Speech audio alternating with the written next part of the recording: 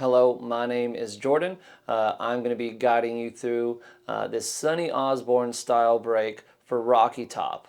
I'll also go over some practice strategies, technique tips, and talk about a few of the licks that you can check out in TuneFox. This one has some very cool Sonny Osborne style licks in it. If you have learned the basic kickoff, we're kind of reusing a lot of those ideas. So if you have learned that one, you will be well prepared for this one. This one is a full break for the verse. So twice through, and we've got some basic backup on the chorus for whenever the mandolin may usually take a break, and then we have the banjo break for the second half of the chorus as well. There's a really cool kind of signature Sonny lick at the end of this song that's right out of some basic vamping shapes, but we're applying a forward-backward roll, and it requires a super quick shift, a couple super quick position shifts, but it's definitely a sound that will turn a few heads at a jam. And that kind of rhythmic phrase that I talked about, that kind of note roll pinch thing that seemed to be part of Sonny's style, is back here, and he uses it in even more spots in this break. All right, I'm going to play through this so you get an idea of how it sounds and what's all going on.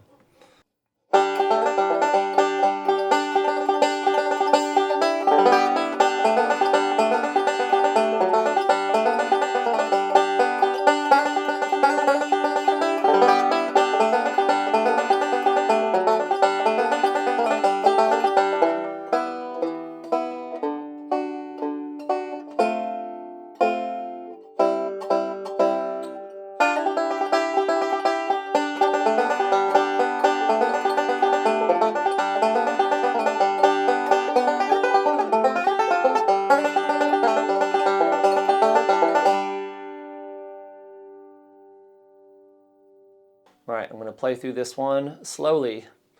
1 E and 2 E and 3 E and 4 E and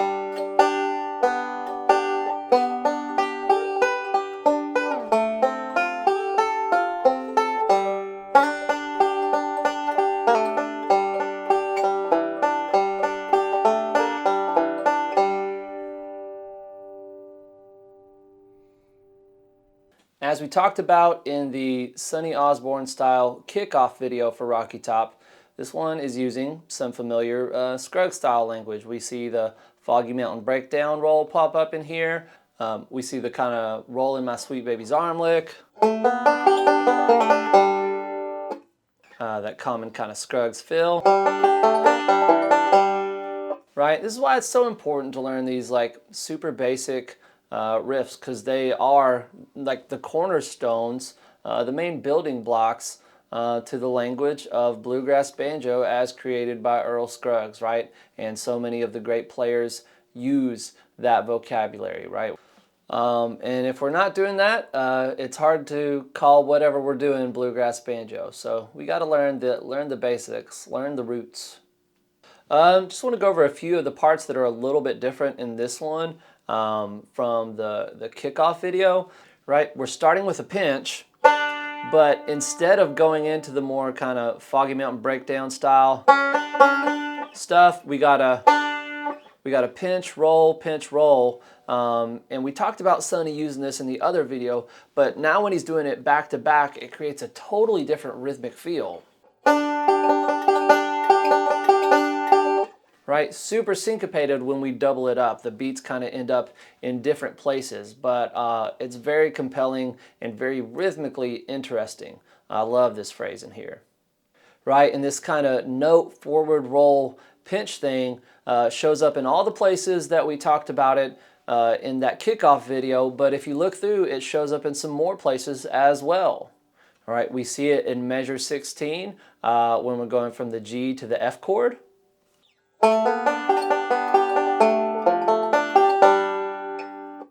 And just how I talked about how he kind of uses that phrase and kind of doubles it up in the intro for this song, he also does pretty much the same thing in the chorus. It's just because we're adding that slide in when we're sliding into this second inversion C shape, at least the top portion of this bar shape. When we're sliding into that, it kind of adds this extra rhythm, but like what we're doing with the right hand is the same. We got the pinch, roll, pinch, roll.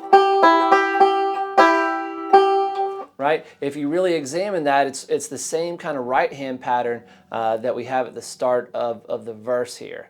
So really cool bit of vocabulary there to take from Sonny and possibly play and apply to some other stuff that we're working on.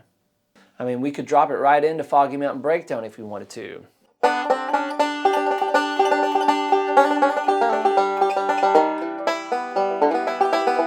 Right? And that's a really cool thing that we can do is like learn these kind of unique bits of vocabulary from players that we look up to and think, how can we put this in another song that we're working on? And lots of the times just think, you know, where's another song that uses like this pinch or this melody note, and if it's holding the same chord for the same amount of time, we should just be able to kind of drag and drop it in there. Now I talked about the rake in the kickoff video, Sonny Osborne style.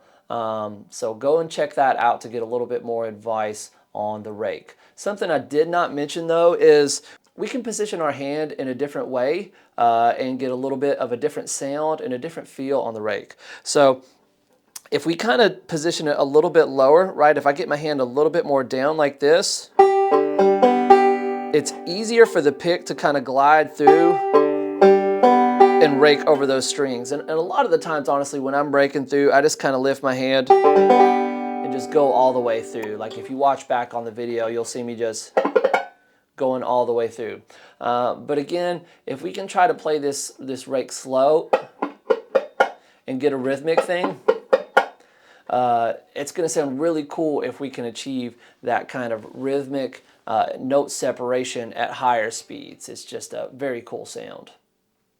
And we're probably not going to want to rake near the neck. I was just doing that for demonstration purposes. You know, we're going to want to be more in the middle or even closer to the bridge. Experiment, it changes the sound, and there's different string tension at these different spots, so it's going to feel differently as well. So just play around and try your rakes out at those different spots, and try it out with like either this low position or just kind of lifting those plant fingers and following through. Make sure to make listening a part of your practice. This is a long one, but there is a lot of repeating vocabulary, right? So if we start to listen a bunch, we're going to memorize how certain bits sound and hear how it pops up at later parts in the song. And eventually, hopefully, we want to really memorize how the song sounds. And it's going to make playing this thing correctly a lot easier. And once we're able to play it, if we also have the sound memorized, even before we learn how to play it, we're going to be able to remember this thing long term. All right, so there are some licks in this thing. There's some Sonny Osborne style licks. There's some melodic stuff, and there's even some other options for that little backup section. The main thing I want to focus on is this super cool signature lick that we have near the end of the song where the chords are going from G to F. And what Sonny does is so cool. He just takes his root position, G major chord, and then shifts up to the first inversion shape, right? We know this from a lot of basic vamping. And then he does the same with his F. And then all we're doing to get this amazing sound that he gets is just a forward backward roll.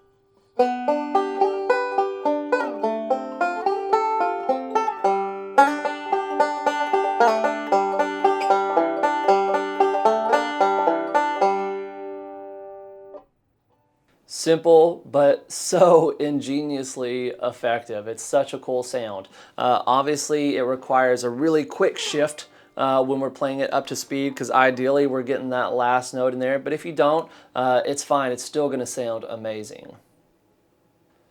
All right, that's about all we have for this Sonny Osborne style break on Rocky Top. We talked a lot about the unique vocabulary and that contributed to his sound in this. Some of it's subtle, some of it is head turning. It's all really, really cool. Make sure to check out some of those licks. Make listening part of your practice, both with TuneFox and with some playlists to some original recordings. Use those TuneFox tools to make your practice easier as well. All right, after getting this one down, make sure to learn some backup if you haven't done that already, especially if you plan on jamming with others. I sincerely hope that you all enjoyed this one. It's always a pleasure to learn and study the styles of masters like Sonny Osborne. Thank you, Sonny.